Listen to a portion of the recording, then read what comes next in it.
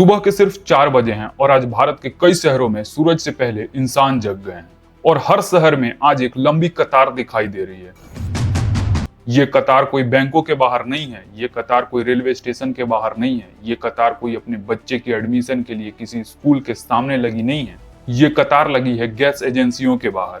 लोगों के हाथों में गैस की पासबुक, बुकिंग मैसेज और उनके साथ में है उनका सिलेंडर। कई लोग सिलेंडर साथ लिए बैठे हैं, कोई उसको तकिया बना के लेटा है, कोई उसको अपने कंधे पर लेके खड़ा है और सबके मन में बस एक ही सवाल है कि आज गैस मिलेगा या नहीं। हम 2026 के भारत में जी रहे हैं जहाँ पे गैस की बुकिंग मोबाइल ऐप से सिर्फ 10 सेकंड में हो जाती है, लेकिन आज उसी सिलेंडर के लिए लोग घंटों लाइन में खड़े हैं। लेकिन सवाल यही है कि भारत के रसोई तक आखिर ये संकट आई कैसे? क्योंकि यह कहानी किसी गैस एजेंसी से नहीं शुरू हो रही है या फिर किसी गैस एजेंसी का स्ट्राइक भी नहीं है, बल्कि ये कहानी शुरू होती है भारत से हजारों किलोमीटर दूर मध्य पूर्व एशिया में, जहां मिसाइलें चल रही हैं। अमेरिका और इजराइल साथ मिलकर ईरान पे हमला कर रहा है। ईरान मध्य पूर्व एशिया में अमेरिकी एयरबेसेस को टारगेट कर रहा है और दुनिया के सबसे महत्वपूर्ण ऊर्जा सप्लाई रास्ते पर दबाव बढ़ता जा रहा है। मिसाइलें भले ही तल अवीव और तेहरान में गिर रही हों, लेकिन उसकी आंच भारत के रसोई तक भी पहुंच चुकी है। पर सवाल यही उठता है कि क्या सच में भारत में गैस संकट आ गया है या फिर इसके पीछे कोई और वजह है?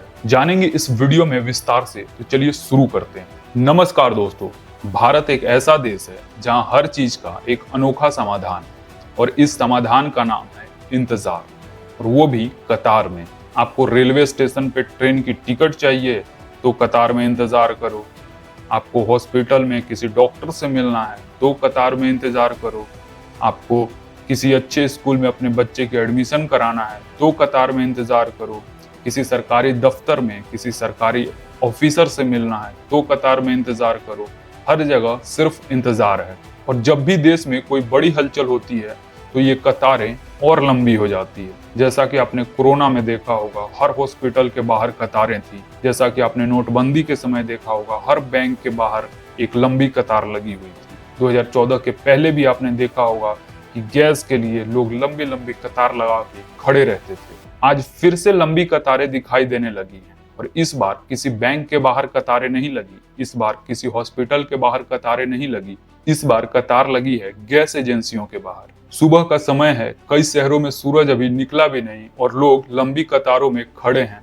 कोई अपना बुकिंग मैसेज लेके, कोई खाली सिलेंडर लेके, कोई सिलेंडर को कंधे पे उठा रखा है, कोई उसे जमीन से घसीटता हुआ ले जा रहा है, बस इस उम्मीद में कि शायद आज उनको सिलेंडर मिल जाएगी।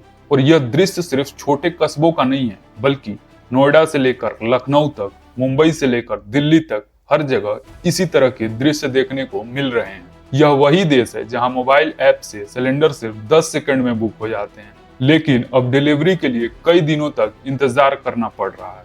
कुछ जगहों पर हालत इतनी अजीब हो गई है कि गैस सिलेंडर का ट्रक आता है और लोग उसके पीछे दौड़ जाते हैं, जैसे कि किसी सूखे जगह पर पानी का टैंकर आ गया हो। अब सवाल ये उठता है कि क्या यह सब अचानक हो गया? तो इस कहानी को समझने के लिए हमें भारत से हजारों किलोमीटर दूर जाना होगा। भारत के सड़कों से निकलकर समुद्र के उस रास्ते तक जहां से दुनिया का ऊर्जा सप्लाई गुजरता है। लेकिन उससे पहले हम समझते हैं कि एलपीजी होता क्या है। देखो, हमारे घर पे जो सिलेंडर आता है जिसपे हम खाना बनाते हैं, उसको एलपीजी कहते हैं, जिसका फुल फॉर्म होता है लिक्विफाइड पेट्रोलियम गैस। यह दरअसल दो गैसों के मिश्रण से बनता है, प्रोपेन और ब्यूटेन।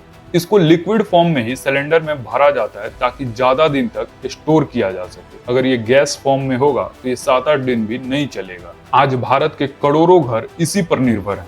सरकार ने तो खुद से उज्ज्वला योजना के तहत गरीब घरों को सिलेंडर मुफ्त में बांटी थी। आज घरों की रसोई से लेकर होटल, रेस्टोरेंट, ढाबा सब इसी गैस सिलेंडर पर निर्भर हैं। लेकिन भारत जितना एलपीजी का इस्तेमाल करता है, उसका बहुत बड़ा हिस्सा विदेशों से आता है। लगभग आधा से ज्यादा जरूरत आयात से पूरा होती है, और यह गैस मुख्यतः खाड़ी देशों से आती है, जैसे कि कतर, सऊदी अरब और यूएई जैसे देश। इन देशों से निकलने वाला जहाज एक बेहद ही महत्वपूर्ण समुद्री रास्ता से होकर गुजरता है। उस रास्ते का नाम है स्ट्रेट ऑफ हॉर्मुज़। यह जगह इतना ज्यादा महत्वपूर्ण है कि दुनिया का बहुत बड़ा ऊर्जा व्यापार इसी रास्ते होकर गुजरता है। मध्य पूर्व एशिया में हाल में जो तनाव बढ़े हैं, उससे इस रास्ते पे भी असर पड़ा है। यह रास्ता अस्थिर हो गया है, जहाजों की आवाजाही धीमी हो गई है। बीमा महंगा हो गया है, कई टैंकर तो रास्ते में ही खड़े हैं। यानी कि मिसाइलें भले ही तल अवीव और तेहरान में गिर रही हों, पर उसका असर पूरे विश्व में दिखाई पड़ रहा है। लेकिन सिर्फ युद्ध इसका वजह नहीं है। भारत में एक और चीज इस हालत को उलझा दिया है। सरकार ने घरेलू जरूरतों को पूरा करने के लिए तेल कंपनियों को आदेश दिया था कि जो अतिरिक्त गैस उपलब्ध हो उसको सबसे पहले घरों तक पहुंचाया जाए। इरादा सही था, यानी कि आम परिवारों को कोई दिक्कत न हो। लेकिन इस संदेश को हर जगह सही तरीके से नहीं समझा गया। कुछ डिस्ट्रीब्यूटर्स को लगा कि शायद कॉमर्शियल सिलेंडर की सप्लाई सीमित कर दी गई है। देखो, सिलेंडर दो तरह के होते हैं, एक डोमेस्टिक और एक कमर्शियल।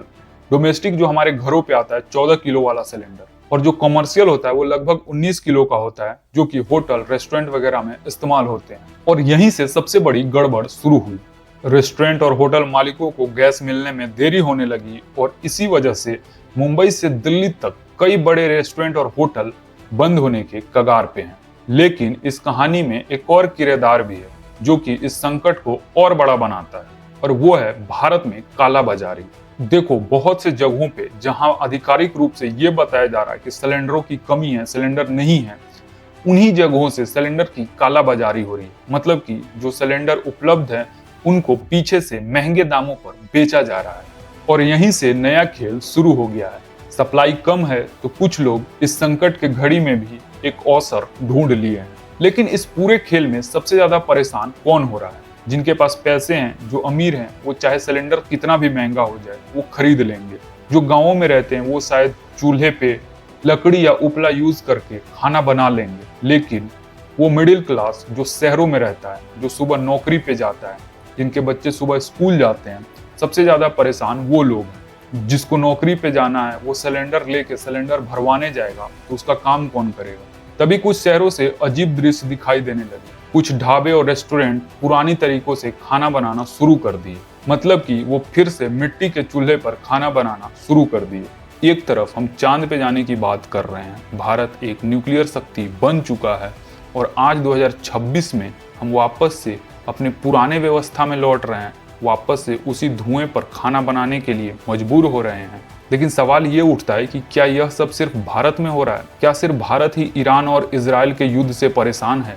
तो ऐसा नहीं है। विश्व के कई देश इस युद्ध से परेशान हैं।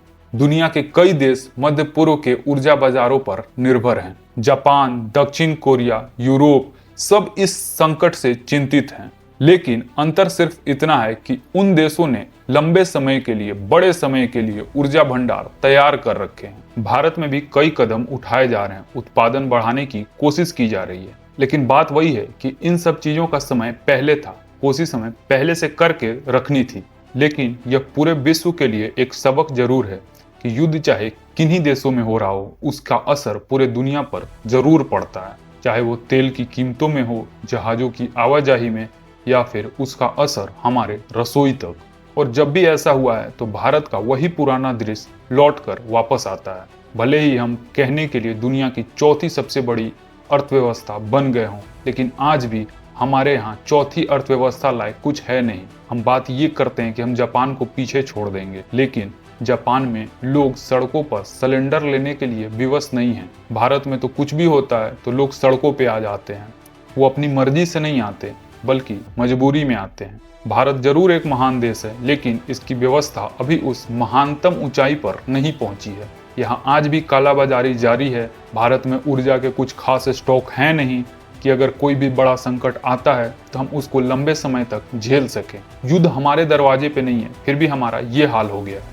उम्मीद करते हैं कि भारत में भी सरकार गैस की स्टॉक पे काम करेगी। हम ऊर्जा को कंजर्व करने की ओर ध्यान देंगे, ताकि दुनिया में कुछ भी होता है या फिर किसी तरह की ऊर्जा आपूर्ति होती है या फिर किसी तरह का भी प्रभाव होता है, उसको हम लंबे समय तक कैसे झेल सकें, ऐसी व्यवस्था बनाने की ओर हमारी सरकार कदम उठाएगी, यही हम आशा करते हैं। ठीक है, धन्यवाद।